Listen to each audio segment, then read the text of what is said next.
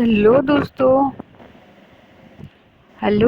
कैसे हैं आप सब लोग। आशा करते हैं अच्छे होंगे। स्वागत है आप सबका एजुकेशन चैनल पर, जिसमें हम देख रहे हैं एनसीईआरटी पर्यावरण आसपास कक्षा 5। वीडियो को देखने के लिए चैनल को लाइक कर लीजिए, शेयर कर दीजिए और सब्सक्राइब कर लीजिए। आइए पढ़ते हैं इस पाठ को। पाठ 14, जब धरती कांपी। पढ़ते हैं इस पाठ को। एक बुरा सपना। ओह, क्या हुआ? बचाओ बचाओ, जल्दी आओ। चारों तरफ चीखने चिल्लाने की आवाज़ है। पैरों के नीचे जमीन हिलती हुई और चारों तरफ भागते हुए घबराए लोग। मैं जोर से चिल्लाई और एकदम ही से मेरी आँख खुल गई। मेरी चीख से माँ भी नींद से जग गई। वे भागी आई और मुझे अपनी छाती से लगा लिया। ओह, यह तो सपना था। 6 साल पहले असल में ऐसा ही हुआ था। उस भूकंप को आए 6 साल से ज़्यादा हो चुके हैं। पर आज भी कई बार नींद में लगता है मानो ज़मीन हिल रही है। मैं गुजरात के कच्छ इलाके में रहने वाली जस्मा हूँ। बात तब की है जब मैं सिर्फ 11 साल की थी। उस दिन गांव के बच्चे बड़े सब स्कूल के आंगन में टीवी पर 26 जनवरी की परेड देख रहे थे। अचानक ज़मीन तेज़ी से हिलने लगी। सब लोग घबराए इधर उधर भागने लगे। किसी को भी पता नहीं था कि किसे क्या करना चाहिए। देखिए सारे लोग कैसे परेशान हैं और धरती हिल रही है। कुछ ही पल में हमारा पूरा गांव मलबे में ढेर बन गया। हमारा सारा सामान, कपड़े, बर्तन, खाना सब कुछ मलबे में दब गया। उस समय सभी लोगों का ध्यान 2 ही कामों पर था। मलबे के नीचे दबे लोगों को निकालना, घायलों की मरहम पट्टी करना। गांव के अस्पताल को भी नुकसान पहुंचा था। डॉक्टर बाबू ने गांव वालों की मदद से ही घायलों का इलाज किया।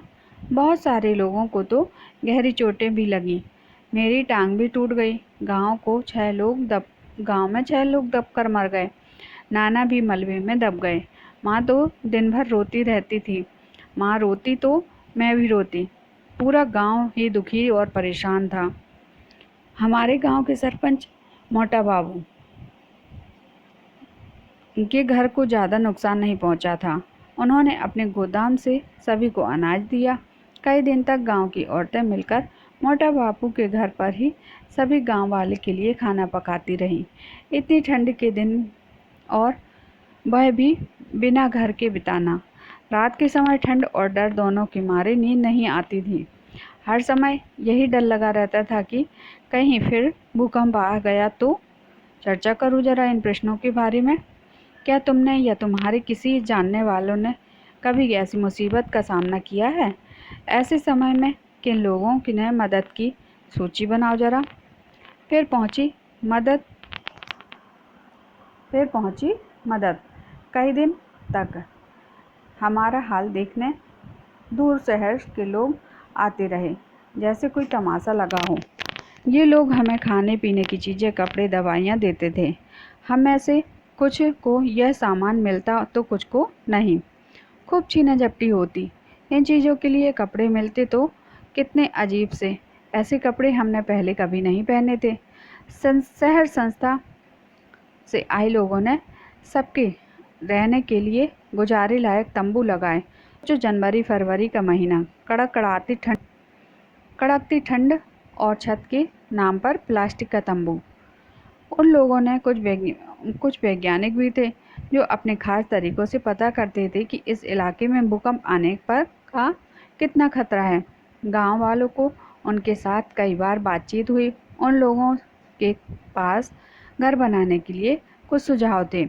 इन लोगों में कुछ इंजीनियर और कुछ आर्किटेक्ट भी थे, जिन्होंने हमें घरों के खास डिज़ाइन दिखाए। उन्होंने बताया कि खास तरह के डिज़ाइन से भूकंप आने पर कम से कम नुकसान होगा।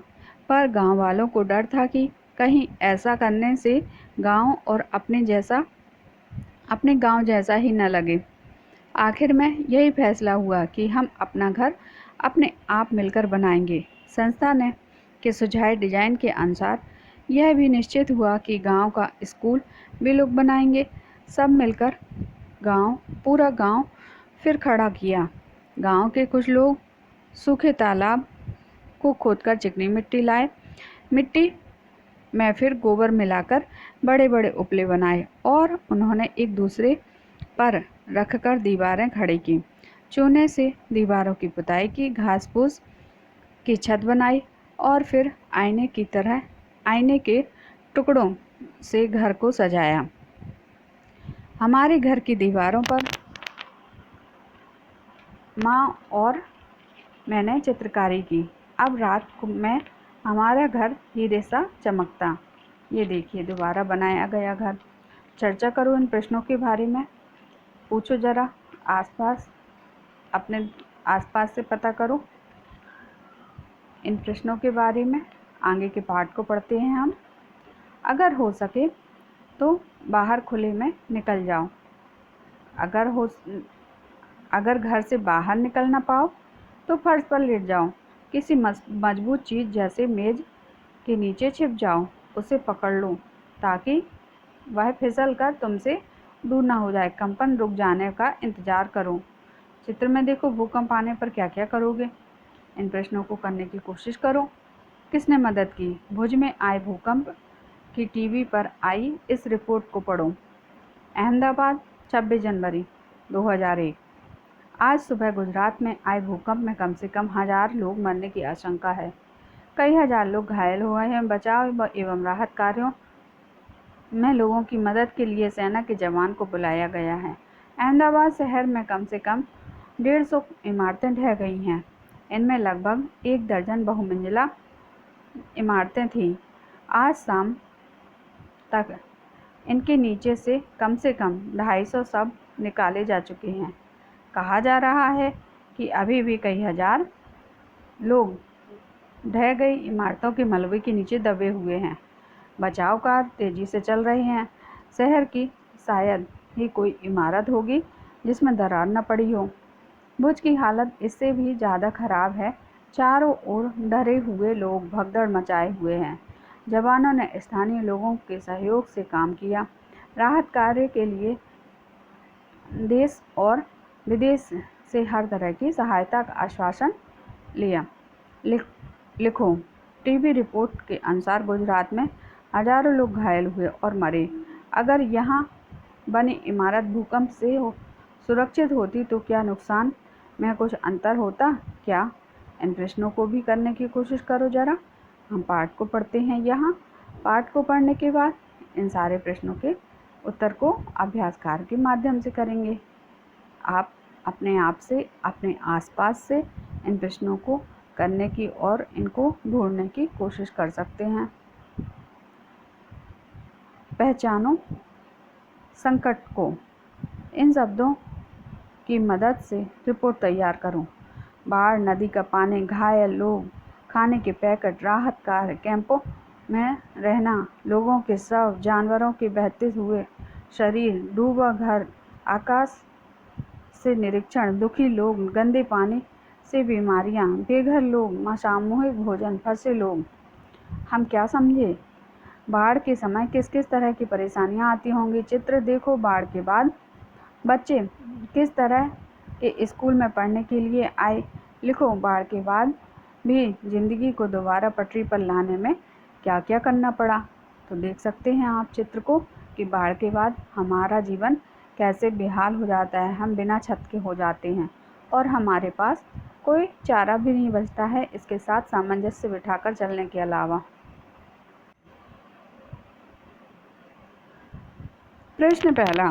क्या तुमने या तुम्हारे किसी जानने वाले ने कभी ऐसी मुसीबत का सामना किया है? उत्तर। हाँ, मेरे चाचा ने, जो सिक्किम में रहती हैं, पिछले वर्ष वहाँ आए भूकंप का सामना किया है। प्रश्न है, ऐसे समय में किन लोगों ने मदद की? उनकी सूची बनाओ। उत्तर है, ऐसे समय में काफ़ी लोगों ने मदद की। उन लोगों की मदद की जैसे पड़ोस में रहने वाले सभी लोगों ने एक दूसरे की मदद की। स्थानीय नेताओं ने, सबों ने मदद की। देश के नेताओं ने भी सभी की मदद की। कई सरकारी गैर सरकारी संस्थाओं ने सदस्यों ने मदद की। डॉक्टर, नर्स और अन्य लोगों ने इस आपदा में हताहत तथा घायल लोगों की मदद की। कुछ दुकानदार ने भी सभी लोगों की मदद की। दूसरे शहर से लोगों ने मदद भेजी। अगला प्रश्न है, जस्मा के गांव में बाहर के बहुत सारे लोग आए। ये कौन लोग होंगे? इन लोगों ने किस प्रकार की मदद की होगी? उत्तर है, जस्मा के गांव में बाहर से बहुत से आए लोगों ने डॉक्टर, नेता, पुलिस और सेना के जवान, कई सरकारी और गैर सरकारी संस्थाओं के सदस्य थे। उन लोगों ने घायलों की मदद की जिनके घर आदि टूट गए थे। उन लोगों के रहने, खाने पीने आदि की व्यवस्था की। प्रश्न है, जस्मा के गांव के लोगों ने अपना गांव संस्था के बताए तरीके के अनुसार फिर से खड़ा किया। घरों को अब कैसे मजबूत बनाया? उत्तर है, जस्मा के गांव के लोगों ने इंजीनियर तथा विशेषज्ञों के द्वारा बताए गए तरीके अनुसार फिर से घरों को बनाया जो भूकंप में नहीं गिरेंगे। उन्होंने घर की नावों, दीवारों तथा छतों को ज़्यादा मजबूत बनाए। प्रश्न है, सोचो अगर तुम्हारे यहाँ भूकंप आ जाए तो तुम्हारे घर में किस तरह का नुकसान हो सकता है? उत्तर है, यदि कभी भूकंप आ जाए तो घर की दीवारों में दरार पड़ सकती है। घर की छत या दीवारें भी गिर सकती हैं। इससे घर में रहने वाले लोग घायल हो सकते हैं तथा सामान को नुकसान हो सकता है। प्रश्न है, अपने घर की तुलना जस्मा के घर से करो।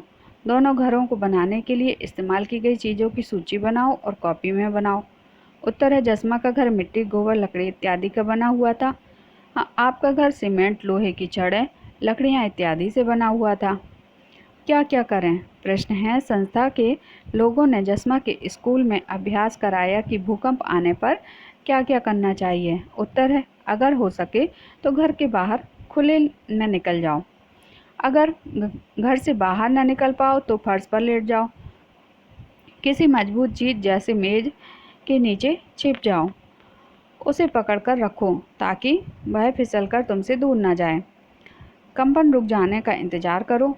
चित्र में देखो, भूकंप आने पर क्या करोगे? प्रश्न है, क्या तुम्हें कभी स्कूल या कहीं और इस बारे में बताया गया कि भूकंप जैसी मुसीबत के समय क्या करना चाहिए? उत्तर है, हाँ, मेरे स्कूल में भूकंप जैसे समय में सुरक्षा के संबंधी तरीकों को बताया गया। प्रश्न है, भूकंप के समय किसी मजबूत चीज़ के नीचे छिप जाने को क्यों कहा गया? तो उत्तर है, भूकंप के समय किसी मजबूत चीज़ के नीचे छिप जाने के लिए इसलिए कहा जाता है ताकि ऊपर से गिरने वाली वस्तुएं से सुरक्षित रहा जा सके। किसने मदद की? भूकंप भुज में आए भूकंप की टीवी पर आई रिपोर्ट को पढ़ो। रिपोर्ट इसको हम पहले पढ़ चुके हैं, आप इसको पढ़ लीजिए। प्रश्न है, टीवी पर आई रिपोर्ट के अनुसार गुजरात में हजारों लोग घायल हुए और मरे भी। अगर यहाँ बनी इमारतें भूकंप से सुरक्षित होती तो क्या नुकसान में कुछ अंतर होता क्या? उत्तर है, हाँ, अगर भुज में बनी इमारतें भूकंप से सुरक्षित होती तो लोग इमारतों के नीचे दबकर नहीं मरते और इमारतों के नीचे दबने से सामानों को भी नुकसान नहीं होता। प्रश्न है, ऐसे समय पर जब लोगों को घर नहीं रहे ऐसे समय पर जब लोगों के घर नहीं रहे तब लोगों को किस किस तरह की राहत की ज़रूरत पड़ी होगी? उत्तर है, ऐसे समय पर जब लोगों के घर नहीं रहे तब लोगों को निम्नलिखित तरह की राहत की ज़रूरत पड़ी होगी, जैसे रहने की व्यवस्था, खाने की व्यवस्था, पीने की व्यवस्था, पहनने के लिए कपड़े, डॉक्टर तथा दवा की व्यवस्था, सुरक्षा की व्यवस्था। प्रश्न है, ऐसे में किन किन की मदद की ज़रूरत पड़ती होगी और किस काम के लिए? कॉपी में तालिका बताओ, लिखो। उत्तर है, किन किन की मदद की ज़रूरत? कुत्ता सूंघकर जानना कि लोग कहाँ दबे हैं।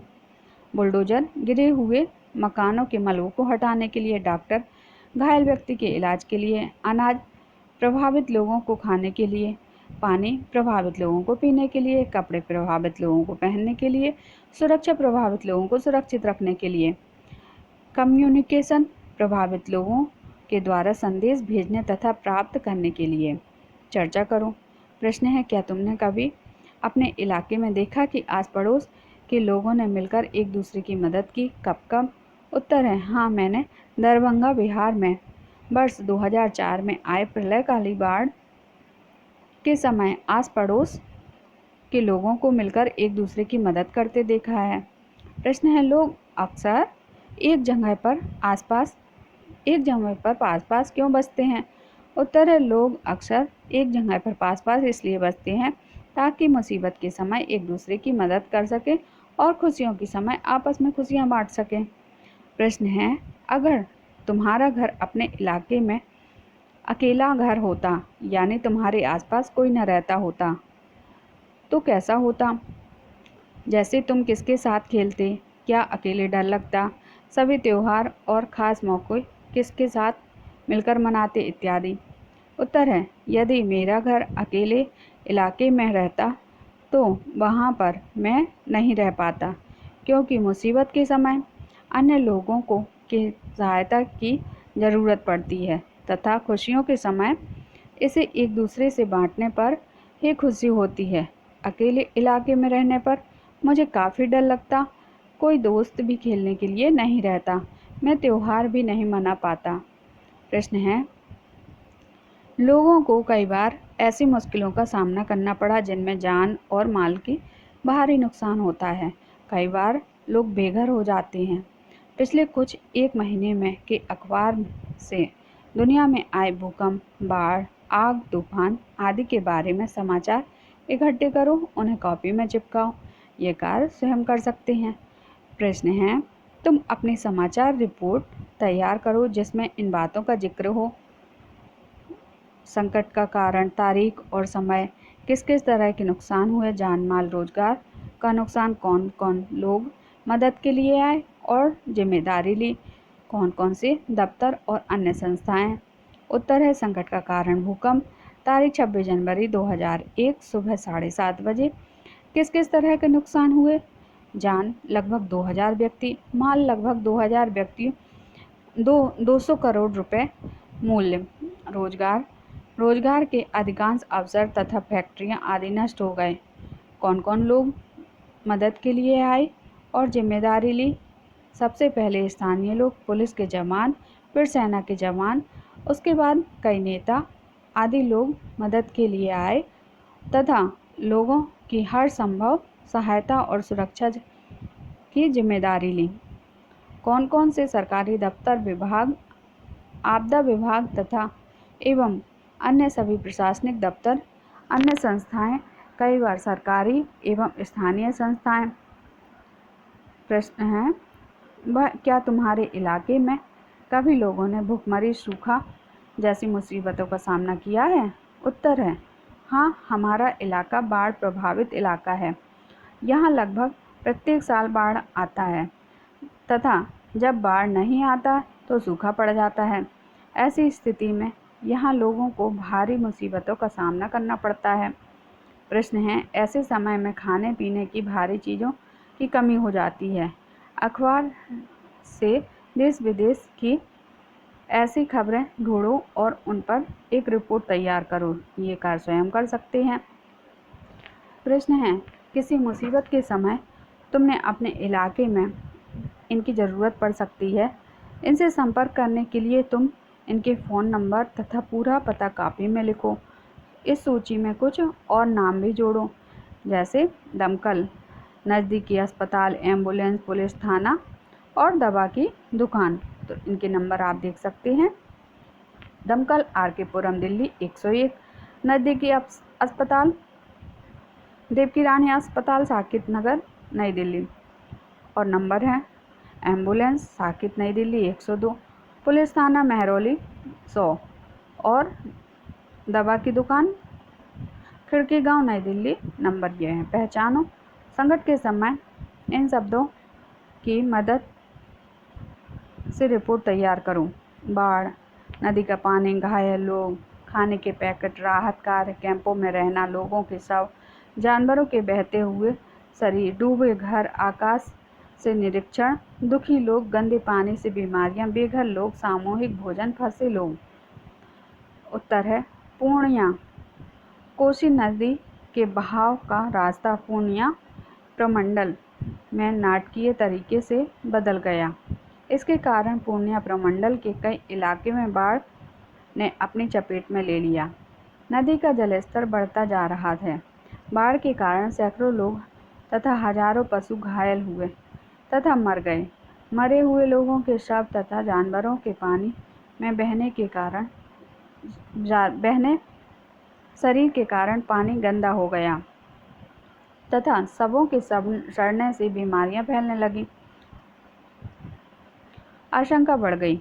लाखों घरों के डूबने से लोग बेघर हो गए तथा मजबूरी में उन्हें कैंप में रहना पड़ रहा है। नेताओं तथा पदाधिकारियों द्वारा आकाश से निरीक्षण किया जा रहा है। सरकारी तथा गैर सरकारी संस्थाओं द्वारा राहत कार्य तेजी से चलाया जा रहा है। खाने के पैकेट बांटे जा रहे हैं। राहत कैंपों में रह रहे लोगों के सामूहिक खाने के इंतजाम किया गया। बाढ़ में फंसे और लोगों को बचाने के लिए राहत कार्य तेजी से किया जा रहा है। अचानक आई प्राकृतिक आपदा से इस इलाके तथा पूरे देश के लोग काफ़ी दुखी हैं। हम क्या समझे? प्रश्न है, बाढ़ के समय किस किस तरह की परेशानियां आती होंगी? चित्र में देखो, बाढ़ के बाद बच्चे किस तरह के स्कूल में पढ़ने के लिए आए हैं। लिखो, बाढ़ के बाद भी जिंदगी को दोबारा पटरी पर लाने में क्या क्या करना पड़ता है। उत्तर है, बाढ़ के समय लोगों के घर तथा खेतों में फसलें, रेल, ट्रक आदि डूबने जाने के कारण लोगों का काफ़ी मुसीबतों का सामना करना पड़ता है। जिनके परिवारजन हताहत हो गए हैं वे काफ़ी दुखी हो जाते हैं। लोगों को खाने, रहने, कपड़े आदि की सभी तरह की समस्याओं से रूबरू होना पड़ता है। बाढ़ के बाद बच्चों को खुले आसमान के नीचे वैकल्पिक व्यवस्था के तहत पढ़ाया जाता है। जिंदगी को दोबारा पटरी पर लाने के लिए सरकार हर संभव प्रयास करती है एवं आवश्यक और कारगर कदम उठाती है, जैसे कि प्रभावित लोगों को रहने, खाने, पहनने का इंतजाम, जिन लोगों की फसलें बर्बाद हो गई हैं तथा रोजगार के अवसर नष्ट हो गए हैं उनके पुनर्वास की व्यवस्था करना। तो कितना नुकसान होता है हमारा एक छोटे से कठिन समय के आने के कारण, थोड़े से भूकंप के कारण कितनी बर्बादी हुई भुज में, वह हमने जाना इस वीडियो के माध्यम से। आशा करते हैं आपको वीडियो पसंद आई होगी। अगली वीडियो में नई जानकारी के साथ फिर आएंगे। धन्यवाद।